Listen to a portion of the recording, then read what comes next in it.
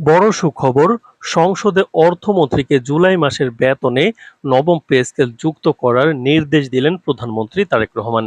তো দর্শক, নবম পে স্কেলের আজকের মহা সুখবরটি শেষ পর্যন্ত দেখুন এবং এই নির্দেশনার পর সকল তালিকা দেখুন। নবম পে স্কেলের সম্পূর্ণ ভিডিওটি দেখুন এবং শুরুতেই চ্যানেলটি সাবস্ক্রাইব করে রাখুন। নবম পে স্কেলের সকল নিউজ এই চ্যানেলে সবার আগে পাবেন।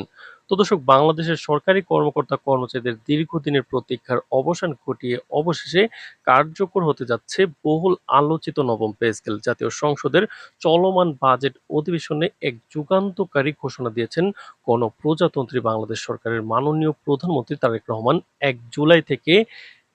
আগামী ১ জুলাই থেকে এই নতুন বেতন কাঠামো বাস্তবায়নের জন্য অর্থমন্ত্রী আমির খসরু মাহমুদ চৌধুরীকে চূড়ান্ত নির্দেশনা প্রদান করেছেন তিনি।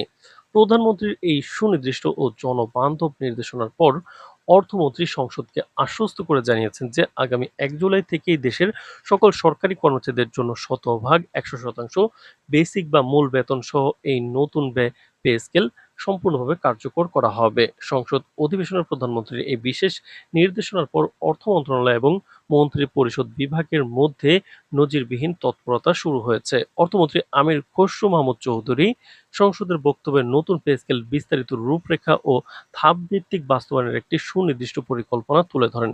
অর্থমন্ত্রী স্পষ্ট করে জানান, সরকারের এই সিদ্ধান্তের ফলে সবচেয়ে বেশি লাভবান ও উপকৃত হবেন প্রশাসনের মেরুদণ্ড হিসেবে পরিচিত ১১ থেকে ২০ গ্রেডের নিম্ন ও মধ্যম আয়ের কর্মচারীরা। এই বিশাল জনগোষ্ঠীকে সর্বোচ্চ আর্থিক নিরাপত্তা দেওয়ার লক্ষ্যে ১১ থেকে ২০ গ্রেডের কর্মচারীদের মূল বেতন ১,০০,০০০ ১৪০% বৃদ্ধি করার সিদ্ধান্ত নেওয়া হয়েছে। সবচেয়ে বড় বিষয় হলো, এই বিপুল পরিমাণ বেতন বৃদ্ধি কোনো প্রকার কিস্তি বা ধাপ ছাড়া আগামী ১ জুলাই থেকেই এক ধাপে সম্পূর্ণভাবে কার্যকর করা হবে। এর ফলে সরকারি চাকরিতে কর্মরত নিম্ন ও মধ্যম আয়ের কর্মচারীদের জীবনযাত্রার মান কিন্তু পরিবর্তন হবে। তো দর্শক, ভিডিওটির এই মুহূর্ত পর্যন্ত যারা দেখছেন চ্যানেলটি সাবস্ক্রাইব করে রাখুন নবম পে স্কেলের সকল নিউজ সবার আগে পেতে। অনুরূপভাবে সরকারি কর্মকর্তা ও উচ্চতর পদের জন্য নির্ধারিত ১ থেকে ১০ নম্বর গ্রেডের বেতন কাঠামোর ক্ষেত্রেও বড় ধরনের পরিবর্তন আনা হচ্ছে। নতুন নবম পে স্কেলে ১ থেকে ১০ নম্বর গ্রেডের কর্মকর্তাদের মূল বেতন সামগ্রিকভাবে ৫০% বৃদ্ধি করার সিদ্ধান্ত চূড়ান্ত করা হয়েছে। তবে দেশের বর্তমান সামষ্টিক অর্থনৈতিক ভারসাম্য রক্ষা এবং বাজেটের উপর অতিরিক্ত চাপ সামাল দেওয়ার সুবিধার্থে এই বেতন বৃদ্ধির ২ ধাপে বাস্তবায়ন করার নীতিগত সিদ্ধান্ত নেওয়া হয়েছে। এর মধ্যে প্রথম ধাপ হিসেবে আগামী ১ জুলাই থেকে ১ থেকে ১০ম গ্রেডের কর্মকর্তাদের মূল বেতন ২৫% বাড়িয়ে কার্যকর করা হবে। আর অবশিষ্ট ২৫% বেতন বৃদ্ধি ধাপে ধাপে আগামী নতুন অর্থবছরে যুক্ত করা হবে। সরকারের উচ্চ পর্যায়ের এই যৌক্তিক ও ভারসাম্য সিদ্ধান্তকে অর্থনীতিবিদরা অত্যন্ত ইতিবাচক হিসেবে দেখছেন। কারণ এর ফলে একদিকে যেমন উচ্চপদস্থ কর্মকর্তাদের বড় ধরনের আর্থিক সুবিধা নিশ্চিত হচ্ছে, অন্যদিকে সরকারের উপর আকস্মিক বড় কোনো ধরনের বাজেট ঘাটতির ঝুঁকি তৈরি হচ্ছে না।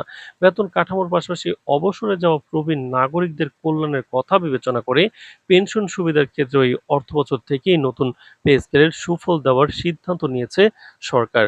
তবে সরকারি কর্মচারীদের জন্য নির্ধারিত অন্যান্য সকল প্রকার ভাতা, যেমন বাড়ি ভাড়া, চিকিৎসা, যাতায়াত ও শিক্ষা ভাতা একযোগে ৬০% বৃদ্ধি করার সিদ্ধান্ত নেওয়া হলেও তা এই মুহূর্তে কার্যকর না হয়ে আগামী অর্থবছরে সম্পূর্ণভাবে কার্যকর করা হবে। তো দর্শক, ভিডিওটির এই মুহূর্ত পর্যন্ত যারা দেখছেন চ্যানেলটি সাবস্ক্রাইব করে রাখুন নবম পে স্কেলের সকল নিউজ সবার আগে পেতে। তো দর্শক, অর্থ মন্ত্রণালয় সূত্রে জানা গেছে, এই বিশাল কর্মযজ্ঞের আনুষ্ঠানিক সমাপ্তি ও গেজেট প্রকাশের তারিখও চূড়ান্ত করা হয়েছে।